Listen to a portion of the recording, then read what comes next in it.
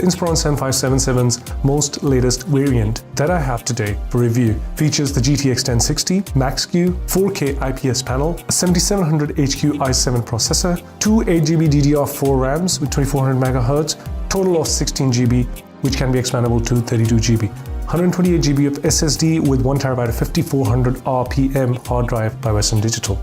To begin with, build quality is impressive. Considering all those specs, the aluminium-like hard plastic chassis is just less than an inch thin. The interior is super sturdy and is made of aluminium. Single metal hinge can be opened with one thumb.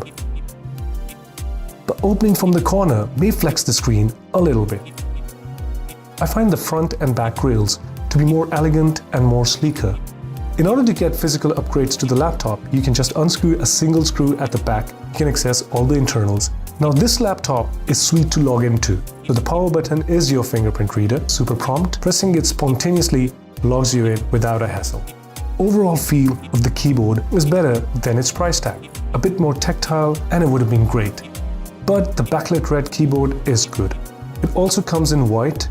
The one that I've got is the red one. Comes with two brightness levels and off. Travel distance isn't too much, but key-to-key layout is really good. The deck is super sturdy. The slightly textured micro-precision trackpad is not disappointing. It does what it should quite well. I must say it's a lot better than the most Microsoft trackpads I've used previously on other laptops of the similar specs. Coming to the screen, one of the best 15-inch screens that I have witnessed. I mean, crisp, vivid colors, and brighter as it can get. This 4K IPS revision is brilliant. Color accuracy is brought to top-notch, as previously launched iterations of the same laptop had the TN panel, which was a big put-off. It was a great disappointment. So this change was really necessary. It was much needed. Color accuracy and the brightness is brilliant, hitting at around 320 nits, which is significantly more than its full HD screen variant. So the screen, which was the only downside to this laptop, is now its key feature. Battery life is convenient. I get roughly around 4 to 4.5 hours, YouTubing, bit of Microsoft Office, random surfing, and Netflix with its 56 watt-hour battery, which is fine keeping in mind it's a 4K screen. If you drop the resolution to 1080p, then you can have the juice for more than 5 hours. The battery is easily replaceable though, but in this series, Inspiron had a 74-hour battery earlier. Now why have they reduced the battery from such significant count is a big question mark. I assume it's probably to keep the weight at the lower side, or the internals of the laptop may have not allowed enough space for the large size battery. Now the gaming is swift as it can get on this laptop, capable of playing almost all titles with above 70 to 80, even 100 frames per second, and these two with maxed out settings. Even on native 4K resolution, if you could tweak just a few settings, you could play high demanding titles. So if we have to compare GTX 1050 Ti variant with the 1060, then you could expect roughly around 25% of the boost in overall GPU performance, and around 80% of the performance boost to its previous GTX 1050 variant, which indeed is the whole purpose of this massive upgrade. Now we know Dell has a great history with thermals, right? And they've been managing thermals quite well. And so the thermal management is great and doing a brilliant job of keeping the laptop cool even after hours of gaming.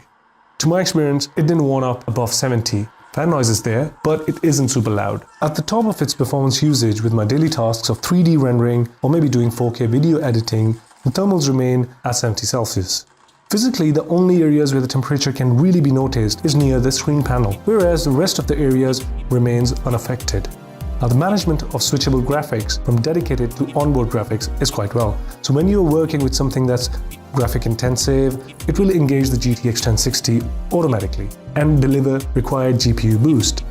And at the rest of the normal tasks, it will be using the onboard graphics, keeping the thermals low. At the front grille, we have the two stereo speakers with no sub. Let's find out.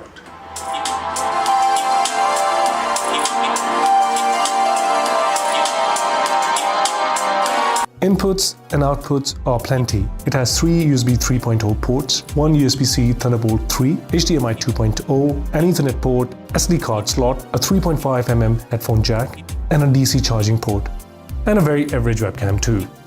So if I come to my recommendations, I would recommend a 4K screen to 1080p, if you can afford, an IPS panel to TN for sure. Now a GTX 1060, 1050 Ti or 1050 graphics. Now that really depends upon your budget, but these are just some of my recommendations. So this is one of the fastest laptops you can get with GTX 1060 graphics, max SKU starting from $999, coming with different options to choose from depending on the screen, processor, RAM, storage options, and etc. I will be posting the links from where you can order yours. So that was my review of the 4K Inspiron 7577. Thumbs if you liked it and subscribe if you loved it. I would be bringing you more soon. Till again, Forest Tech signing out.